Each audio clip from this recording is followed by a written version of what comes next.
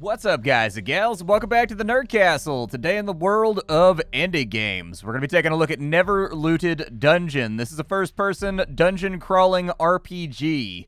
That from what I've seen in the trailers and the way that I've seen the design laid out from the promotional materials that they've put out there into the world via various mediums, actually looks like it's going to be having a fairly adventurous take on how you get from point A to point B in a dungeon. Hidden rooms, cabinets you can flip over with alcoves hidden behind them, and things like that. It seemed like a game that very much wants to reward players for being thorough and exploring every single room by knocking over all the furniture and moving all the rugs and things like that. And honestly, I think that's an idea that speaks to me as a player. As I've told you before, my Skinner box type is very much in the explorer area. I like being aware of things that other players are not aware of. I like going through every little area with a fine-tooth comb to find fun things. And so anyways, if the trailers didn't lie to me, this seems like a game that may be barking up that tree. This demo has been available for about a year now, so you can check it out down below in the description just in case you wanted to go on through. It has been continually updated, so if you've already seen a video on this game, chances are you might see something new because they are updating the demo. But anyways, that link will be down there for you in the description just in case you wanted to play the game for yourself. Aside from that, you can also find a link to my Discord and my Twitch stream just in case you wanted to hang out live, but the spiel is on out of the way. Let's go ahead and start the game off because we've got about 25 minutes to kill, you and I. Enter your name, the noble adventurer, not Splattercat, there we go. My typing fingers don't seem to want to wake up today on the eve of the weekend. I'm almost at the weekend, and I think my hands have already clocked out. We will go on experience since that's the default difficulty that is recommended. And it looks like we do have some customizability here that allows you to decide how much damage, how many monsters, all that kind of stuff. That's nice for accessibility reasons. In fact, we do have a custom tab over here, although it doesn't appear to add any further options. So I'm guessing that needs to be fleshed out in the future or is being worked on. Let's go ahead and do this thing. Brightness settings, huh? Yeah, we crank that all the way up. There we go. We'll put that right there. I always go, I can't help it. Every time they give me a brightness slider, I'm like, crank that thing all the way to the right, baby. All right, so here we are inside the dungeon. We've got some various mushrooms and things around. It's dark and spooky and creepy. Apparently, there is an ever-burning torch right here. I will take that. A torch that never goes out seems like the kind of thing that might be slightly useful inside an environment like this. These boards could be broken with ease if you had the right tool.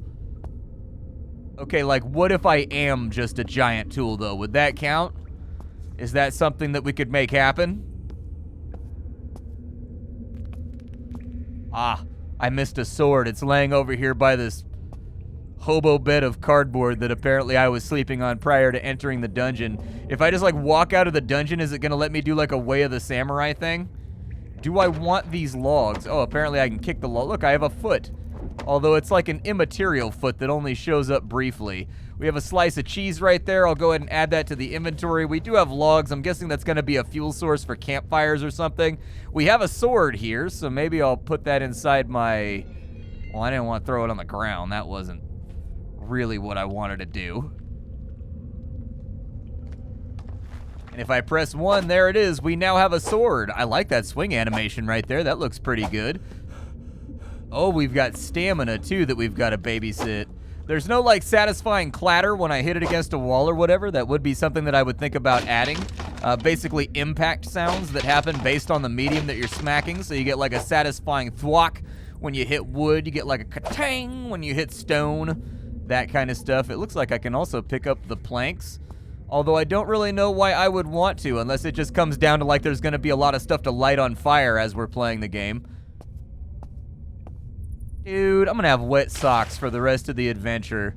Why does this always happen to me? I feel like no matter what I do in an RPG or an exploratory video game, I always end up with wet, squidgy socks, which is verified one of the worst things in human existence. Really, one of the great downsides of socks as an invention is their ability to get squidgy and gross. Oh. Wait, I can pull the stone? Hold on. Was that what this... Let's see here. Right mouse button to grab an object. Oh, yeah. We can manipulate things kind of like Amnesia style. Okay, I like it. That's promising. That's going to be fertile soil for game design right there if I know anything about video games. And of course, we're going to be... Oh my god, okay, yeah. My torch is now officially out, which means that our fires and whatnot, they interact with water. So that's kind of cool.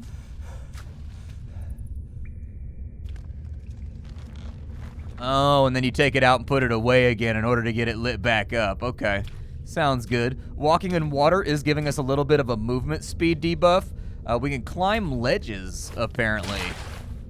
All right. Oh yeah, it just like mantles it. Easy peasy, done. I think I was crouched right there, which is why the ledge looks so high, but it wasn't letting me uncrouch in the water. I was trying, but I think you have to be at like a certain depth of water in order to uncrouch. All right, let's head down this way, and it looks like we've got giant glowing... This has got to be a trap, right? There's no way that any evil necromancer, creature of the dark, anything that's guarding a treasure is really going to encourage us like this to go towards those riches. Second, it's got to cost a fortune to run hidden electrical wires all the way down here to get all those lights functioning. Okay.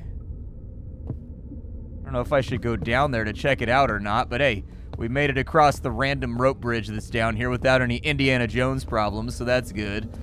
Do-do-do-do, do-do-do, do-do-do-do, do-do-do-do-do. So when you die, the next adventurer starts at the last bedroll that you made it to, and that would explain why we've got like candlesticks and we've got like swords and things laying over here. I don't know if there's gonna be any kind of like emergent meta progression that our characters are gonna level up or anything. By entering this dungeon to loot its treasure, you acknowledge you are aware of the presence of various deadly traps in said dungeon.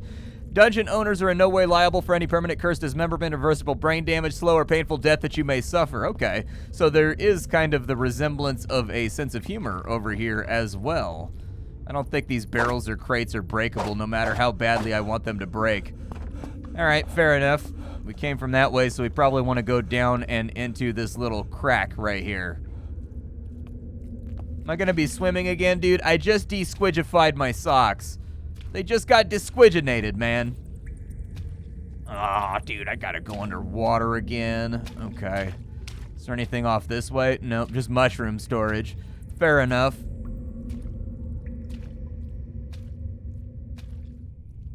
All right, well, let's get down in here. Better late than never. Get the torch refurbished a little bit. Ooh, there's a rat. All right, let's see what this combat feels like, because that's going to be a sticking point, I think, for a lot of people. When you're going into combat like this, you want it to feel like tight and responsive. Okay, all right. Ow, okay, giant rat hurts a lot. And he's definitely not dead yet.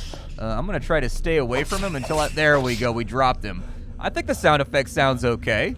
Animations looked all right. It looks like I can pick up his body. Yeah, get shook, son. Get shooketh. Is there anything on this dead guy over here? Looks like he's got a bread. All right, I'll take a bread. If I break out the cheese, can I eat it? And it does look like the cheese gave me, it's restorative magical cheese. All right. As far as this dead guy goes, what's that in front of him? A stone. Okay. Oh, my sword breaks. It's got durability. I just realized. Oh, I should probably go back and pick up those other two swords then. All right, so there doesn't appear to be, I got those other two swords that were laying around on the ground back there. I figured that I just wasn't gonna need them, but if the weapons break, we absolutely do need them. The last thing that I want to end up with is nothing but, you know, air in my hand when it comes down to it. I would like to see a visual indicator, actually, of the weapon's durability going down. So either adding notching to the model that progressively gets worse as you swing it, or adding little cracks to the texture or something like that that gradually grow as you're fighting, so that the player can visually identify like how far along their weapon is before the actual HUD tooltip like pops up with the little red in the bottom left. But you know, it's just an observation. Oh, that opened the gate over here. Gotcha. So we're like kinda in here. We just gotta figure out, can I like lift it with my hand? Doesn't look like it's liftable with my hand to get in there. Ah. There's a grate right here. Not a great grate considering it fell off, but you know. Something is blocking the door, but I see monies And I see a glow stick potion over there, man. I'm trying to get my roller rink on. Of all the things I remember about roller rinks from being a kid, it was just the absolute huge amount of glow sticks that you could acquire at locations like that. They are really kind of like chem-light repositories. And we've got another ladder right there. What if I do that, and then I get on top of it? Aha. Perfecto. So we've got a bunch of stones up here. I'm already liking the exploratory aspects. Like, this is scratching an itch for me right now as a player. Like, it seems like the kind of game where there's gonna be a lot of exploration. Like, you should really be looking inside all of the crannies and or nooks if you want to be good at the game. An explorer trophy has been added to my inventory. I don't know what I'd do with that. I'm guessing there's gonna be some kind of vendor. I don't know, like maybe when you get to certain checkpoints, you're rewarded for the amount of those that you pick up along the way. There is fall damage, although it didn't seem to be that bad.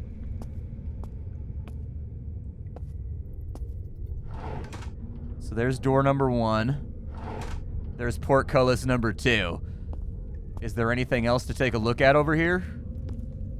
I do like how cramped the hallways are, too. It actually feels very historically accurate. Like, ceilings used to be a lot lower in antiquity than they are now because everybody was, like, super short due to the malnutrition. I'm super short in real life, but not due to malnutrition. It's just due to the fact that I'm, like, a short guy. My mom's, like, 4'7", all right? That's really all. Like, my dad is of normal height, but my mom is really, really short. Oh, I can take the trap. Nice. Okay. Now we've got a piece of gold right there. 10 more. Stamina potion. Okay. Sounds good. Is there any reason to knock all this over? Like, some of these look like they might be blocking holes in the wall or something. So, like, I wanted to check and make sure before we moved on our merry way. Over here, we can open up this throughput real fast if we just get these boxes out of the way. I don't know if I'm gonna need to come back this way, but, like, might as well. And those are jammed in there pretty good. There we go. Perfect. Door is now open. We have multiple points of access. Oh, there's more swords, but those ones are blunt. Okay. I don't need blunt swords. That feels unnecessary for right now. I'm kind of wondering if the sword is actually going to break or if it goes down to like a minimal quality. And at that point, it just does like much less damage. We don't really have like a 4 to 6 damage or like a 1 to 8 damage kind of like indicator of how much these are dealing, so it's not really going to be possible to track. We got booby traps down on in here. We'll check our corners real careful. That looks like a pressure plate, so I'm guessing if you step on said pressure plate, it swings into motion. Dead guy, you got anything good? You've got bread. And apparently this was a drinking-related accident, as accidents tend to be. We found another save point, and we've got a razor-sharp sword over here. I'll take it. All right. Any, like, loose bricks or anything around here that I can push like buttons?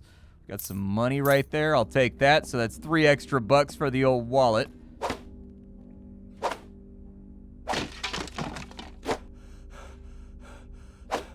Definitely gonna need more stamina before my sword is broken. So it does actually officially fully break when it goes off the grid. There's not gonna be any like unblunting it or resharpening it or anything else like that. That means I'm gonna try to minimize how much I use it to break objects. A skull? Why is there a skull? Okay, so I see like nozzles down there at the end of the hallway, and that's obviously a pressure trap. It still got me. I tried to jump over it. I think it triggered a little bit early. Kind of a bummer, but that's okay. I can live with it. It looks like they're just trying to indicate via, like, contextual environmental clues that, like, hey, there's traps. You should watch out for them because they put a health potion right after it. So that would be my thinking. Oh, we can kick stuff. Oh, that makes things a lot easier. Yeah, we'll just kick things then. Kick it. We'll get that 808 up in here. Okay, so we have a spiral staircase right there. I hear the sound. Ooh. Okay. What if I put boxes on top of it? That crate's too heavy. What if I take one of these boxes, though? Are these going to interact with the physics of the world? It does interact with the physics of the world. Oh, no, it pins the spikes down. Very nice. Okay. Problem solving. I dig it. This is a very, very old school approach to RPG design, and I would be super, super wrong if I said that I was against it. We're gonna need another box over here to weigh those down. It looks like it needs like the full weight of the box in order to make the trap not come up. Although it is cool that if you notice, that trap right there is only slightly coming up now that we pinned it down.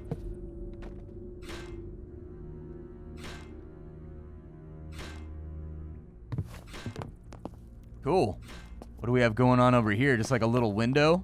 And then we've obviously got a drop down into spikes right there. So we don't... Oh, what is this gonna do? That's... okay. Yeah, that was more or less expected. So we do have a problem here. Now that I'm back, I don't have a weapon. So if there's an enemy around here, the swords and whatnot, when you die, they do not respawn on the ground. The dungeon is persistent. So I've got to come down here into the dank basement, and look, there's my dead body.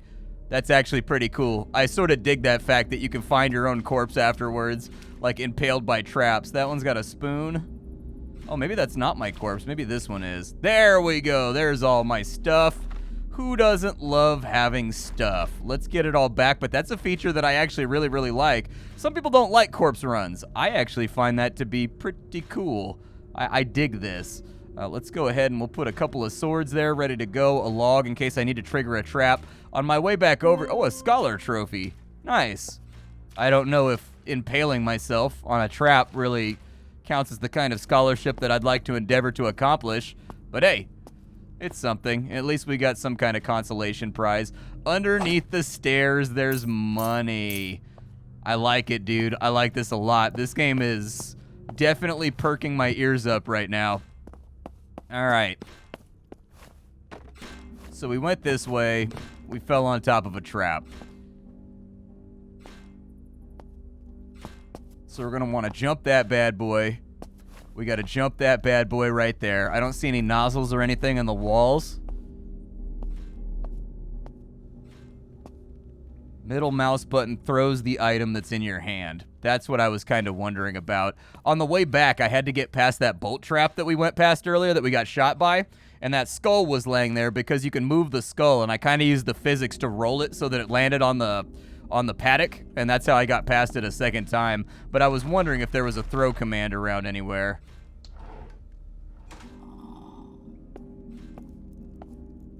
Now we just got to figure out how to get in there and get that delicious Salisbury steak that's laying on the table. Who doesn't love Salisbury steak? The game's definitely got me checking my corners and whatnot right now, too. Like, it feels dangerous. Like, it's got that classic dungeon crawler old school feeling to it from the days before, like, you know, D&D was mostly about the RP. Like, and it was more about being deadly in every single room, holding things that could instantly end your character. Like, I'm digging the feel and the vibe that the game's got right now. Oh, okay, I was looking at it for a second, and I was like, what stands out here? There's a little chip of stone right there. Oh, some of these secrets are gonna be tough to see. Okay, so yeah, this is gonna be a game where you gotta pay attention. You gotta watch out for it, but I'm digging that, though. The reason I bring it up, though, is because Legend of Grimrock is one of my most favorite games ever, specifically for that reason, is that you're constantly looking around for, you know, random little buttons and things to push in order to open up a secret that's going to give you treasure that really carries you through the next section of the game, and the next section's going to be more difficult if you don't find that treasure. Is there anything back here in the darkness? Doesn't look like it. And I don't really have a magic missile to cast at said darkness. Trespassers will be burned, dismembered, permanently cursed, and probably die a horrible death. Dude, I didn't even make it to the dungeon before I got impaled, so I believe you. Oh, there's stairs over here. Very, very narrow stairs, but stairs nonetheless. I'm an explorer. This is what I get into. There's a boat down here. Oh, the boat has water, like flotational physics. Oh, I capsized it on accident.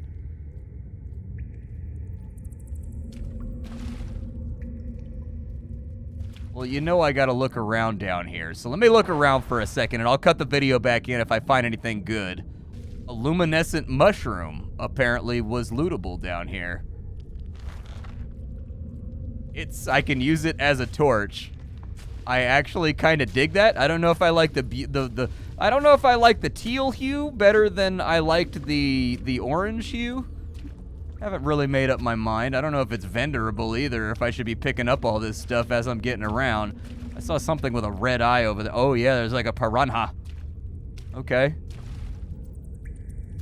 A vasty piranha. Oh, we can use it underwater. Gotcha. I believe I have slain the piranha. It'd be really rad if you could loot these fish and whatnot, or you could hit them with your sword and it would fillet them, and then you could cook it when you're next to a campfire and whatnot, just for that extra layer of immersion and like more healing items. Be kind of cool. I'd be down for that idea. Now, there was an enemy over here, so the principles of game design tell me that you wouldn't put an enemy over here unless there's something to be found in this area. And in fact, it looks like there's a little crevice right here that I can swim through. And a very stereotypical piratical treasure chest. I like it. What have we got? An acrobat trophy. Okay. Still curious about these trophies and what they ultimately do. Maybe they're like a currency because the game is tagged as an RPG. Maybe those allow you to adjust your various attributes. I don't know. That's just conjecture. I'm just throwing something out there why these are lootable rather than just being stored inside of kind of like a diary or something somewhere that like, hey, you found this many of this many on this map. But still, they're lootable as though maybe they're useful in some kind of way. And so I don't know. Suppose we'll cross the bridge over here, but so far everything feels fairly satisfying. Everything feels like it has weight and consequence to it. The platforming and the jumping feel pretty good. The mantling feels nice. The swinging of a weapon feels really, really good as well. And so I think they've got a lot of the dots and tittles and the things that I tend to include in my checklist for games like this in the right spots. There is 100% a tripwire right there. Part of me wants to trigger it and see what happens.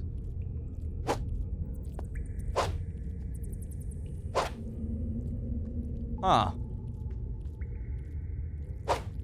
Well, it looks like you can't trigger it with a weapon, so I'd actually have to manually walk across it to figure out what happens. Ah, it fired about 1,000 arrows at me, but because I was going backwards to forwards, they didn't have the range to hit me. So there you go. A bunch of arrows, actually. If we find a oh, the arrow broke in my hand.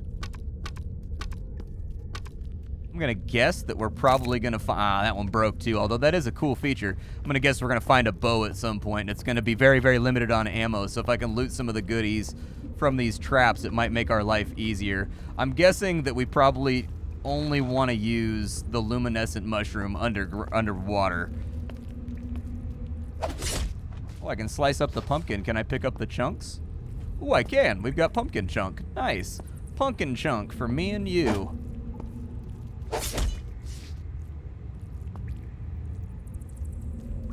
Doesn't look like the pumpkin chunk piece came out of that one, so maybe it's random how many pieces you get. We've got life potion vendors over here. Equip a gold coin, then hold left mouse button, and you will get the... Oh! Didn't expect that either.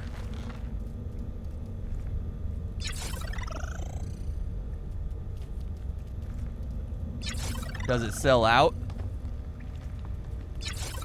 I have so many gold coins already that I feel like I might as well take them with me. Then again, we are really limited on inventory size, so maybe that's a bad idea. Maybe that's the balance. Oh, there's a trash can. Hey, there's a coin back here too. Nice. Free coin. It's like going through the coin slots when you were a kid to see if somebody forgot to get their refund at a payphone, man. Kids nowadays, they don't know about that. That was like the #1 way that I used to get quarters for playing like arcade games and whatnot. You go all over town hitting the refund button on every payphone, on every Coke machine, seeing if anything would drop on out because people forgot about it all the time. The wise adventurer. Okay. He's just saying to play carefully. That's a razor sharp sword. I'm going to leave it there in case I die and need a weapon on my way back. Looks like there is a door right here, though, that I walked right past. No. It looks like I can just side strafe this rat for the most part. I don't even really need to worry about fighting him properly. There's got to be something in here, right? There's no reason that this would be here unless there was something in here. Unless I'm just like killing rats for the greed of killing rats. I don't see any loose tiles or bricks or anything. So maybe it was just a monster closet trap. We do have another rat over here, and we've got a number of rooms we've got to go through in the guard gate, like gate rooms and whatnot, so I don't know if we get any kind of backstab damage for doing that, but we'll sidestep this guy. Oh no, my sword broke. I don't really want to beat the enemy to death with a log either, so what do we have here? Cheese. Ah, that explains why there was a rat. He was after the cheese. That's the environmental. Oh, hello.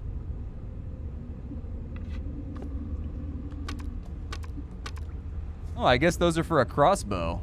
All right, well, we found our ranged option. I'll probably put that right there. Let's find something to shoot with it, shall we? There's another arrow right here, too. I keep pressing E to loot stuff instead of looting it properly with right-click. I'm gonna leave all the food and stuff over here just in case I come across, like, I'm planning for dying already. Like, I want to leave some supplies over here so that if I have to go back into the dungeon after an unexpected death, I'm not, like, weaponless, foodless, potionless, all that kind of stuff.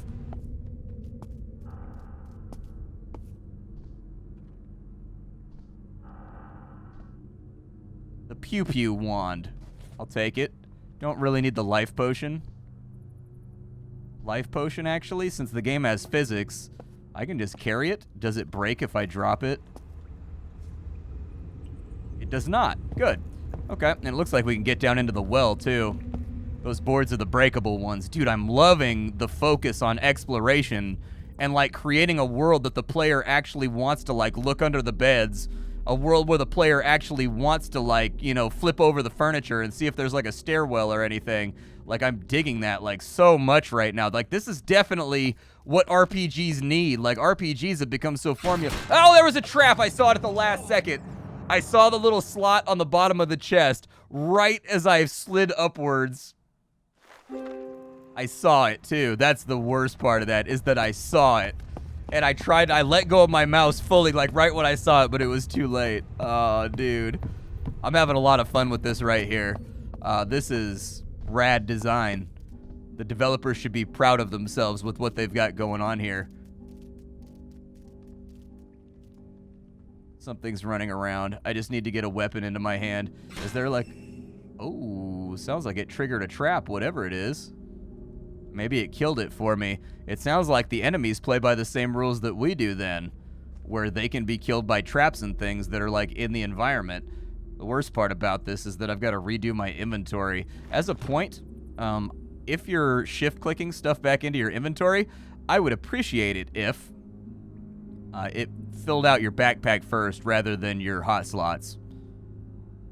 I've got a sneaking suspicion I know why it's designed that way. Ah, it goes off multiple times. Well, I'm glad I didn't tempt the devil right there. Sheesh. Okay. Brutal.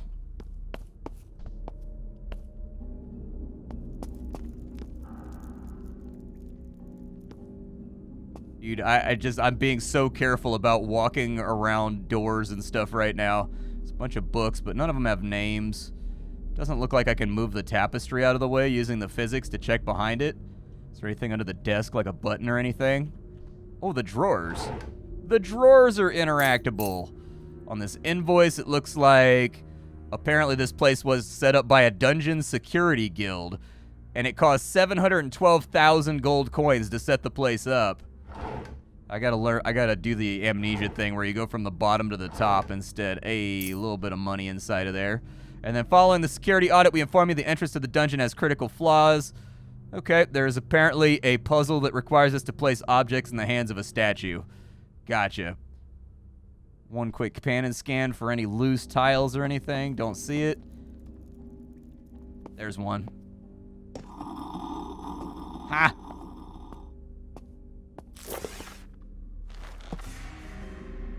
The jump boots. Oh, I've got a double jump now. Sweet, dude. Almost broken, almost broken. A brand new mace. Bunch of booby traps over here. There's a ladder right there. I see it. Well, I'm impressed. Neverlooted Dungeon developers. Very, very well done. In the current modern gameplay landscape, it's very, very easy to become jaded and to become tired and be like, I've seen it, you know, when every game is kind of like a JRPG or an isometric RPG inside this genre. You have made something special. That much is apparent to me already from the 35 minutes that I've played it. I have no critiques. Everything seems to be exactly where I personally would want it to be as someone that enjoys first-person real-time dungeon crawlers.